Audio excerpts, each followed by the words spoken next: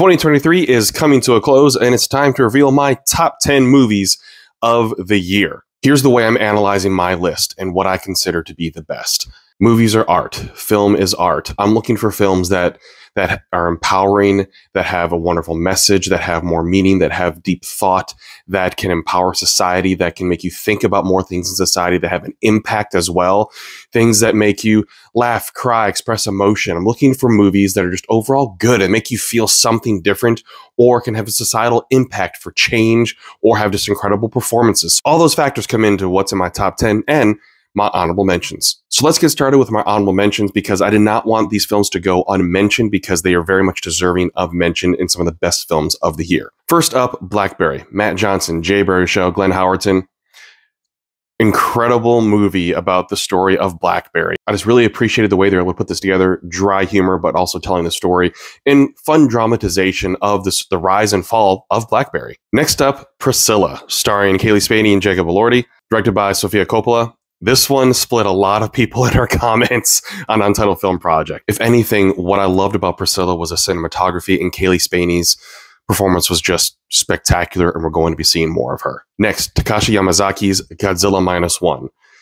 I saw really good things about this before going into it, but it blew me away because it had an incredible story and gave us Godzilla that I think people have been wanting, aside from what we've been seeing in the movie theaters here in America, especially. But this was a true to its form Godzilla movie with a wonderful storyline, great acting, and just, yeah, the wonderful story is what did it for me. Godzilla Minus One was great. Rustin, starring Colman Domingo. Colman Domingo had some incredible performances this year. Rustin was fantastic. Story of the Civil Rights Movement and the March on Washington. Fantastic. Watch it on Netflix. Miyazaki's The Boy and the Heron. I don't have much experience with anime, and this was a great introduction for me into that form of animation and storytelling, and I was blown away. The way that it made me think about the film so much afterwards just shows the impact that it had. And rounding out my honorable mentions, Killers of the Flower Moon. Lily Gladstone was phenomenal. Even with limited dialogue, she was phenomenal in this movie. And yeah, this movie's going to garner some nominations, but just barely missed my top 10. All right, let's get into my top 10. Coming in at number 10, Anatomy of a Fall. This film was really good. It is a slow burn drama, and it is a French film with plenty of English spoken in it as well. And it's very curious and intriguing, and it just keeps you roped in the entire time. Sandra Huller was phenomenal in it. But what stood out to me even more was the young actor, Milo Mercado Grainer.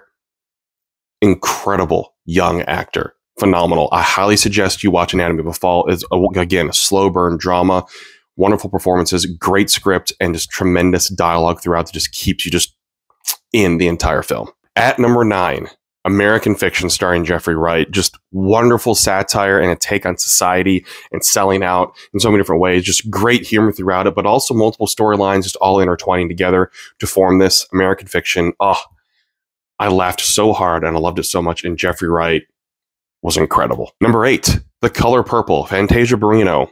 Speechless. Just, this was a great way of putting a new twist on this story to make it even more accessible in musical form. Great visuals, great set design, great costume design, incredible music, incredible cast. Just what an ensemble of a cast.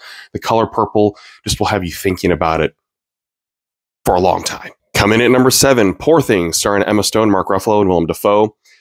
This one makes you think. It's an intriguing look on feminism and becoming a person and a woman and self-worth in so many different ways that it explores it, while also you can tell actors getting out of their normal comfort zone, which I appreciated as well too. But incredible performance from Emma Stone. 100% deserves a Best Actress nomination.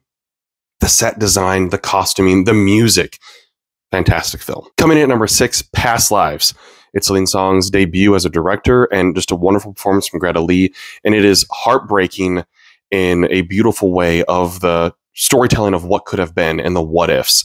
And it is not a rom-com, but it is a romance drama that will have you thinking so deeply about relationships. Number 5, Spider-Man Across the Spider-Verse. What an incredible film. Just the animation styling, the storytelling, the music, everything coming together to make not just a wonderful animated feature, but a wonderful film overall. I mean, the detail and how they animate multiple characters differently to make sure they're setting their own personalities and own stories is just fantastic to me. Spider-Man Across the Spider-Verse is setting just a new standard when it comes to animation. It's an incredible film. At number 4, The Holdovers, starring Paul Giamatti. He better get a nomination, and this film better get a nomination. This is incredible humor, just fantastic humor, great storytelling, great dialogue, coming of age for a high schooler and someone that is middle-aged. It's just, you don't see it that often, and this has a good throwback feel to it in the best way possible, just in terms of the way the story's told, the way it's presented. I saw it in 35 millimeter, so it gave that vintage feel as well, too. The Holdovers is just incredible comedy. Number 3, Barbie. The way that Greta Gerwig was able to take Mattel's IP and turn it into a story that had so much depth to it, and a story about society that is not just about feminism, but it's about how men are treated as well too. Self-worth and value is just an incredible story to be told. You can look at it from so many different levels. And if you look at it at the top level, yeah, it's still a good movie. But if you dive deeper and deeper into the story and this great ensemble cast, it has such a deeper meaning to it in a story on society and self-worth that it deserves so much praise. The box office showed why it deserves praise. This deserves to win awards. All right, top 2. At number 2, I have Oppenheimer. Some may put it at number 1 or number 3. I have it at number 2. Wonderful ensemble cast. Christopher Nolan knows how to put together epic movies, and this ensemble cast is incredible. It is an incredible film. And what it was able to accomplish in terms of telling the story, the way it just featured so many wonderful performances from so many actors, is why it's so high for me and why it's so high for so many people. It's not just the story of the film itself, but it's the performances from the actors. Cillian Murphy is 100% getting a nomination, and he can deserve to win as well, too. Probably top 2 when it comes to who I think deserve to win Best Actor.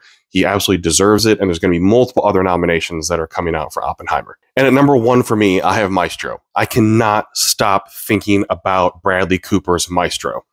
From the performances to him being the director and the writer, Carey Mulligan's performance, I see so many nominations coming for this film, and deservedly so, and they better come, because Bradley Cooper as a director is incredible. As an actor, he's incredible. As a writer, it's incredible. The work that he put in to make this film happen and to make it feel realistic is just beyond me. And Carey Mulligan's performance as Felicia, just Best Actress nomination right there. The music behind it, the way they were able to use Bernstein's music is absolutely incredible. Just, it's my favorite film of the year because I cannot stop thinking about it. I can watch this movie over and over again and just feel so many things from it. To me, Maestro, just like so many other films in my top 10, is art. It is art in its best form, and it is just expressive as how films are art. What do you think? How did I do? Do you highly disagree with anything? Can you understand where I'm coming from? Give me your thoughts in the comments. And thanks for watching. More coming soon on Untitled Film Project.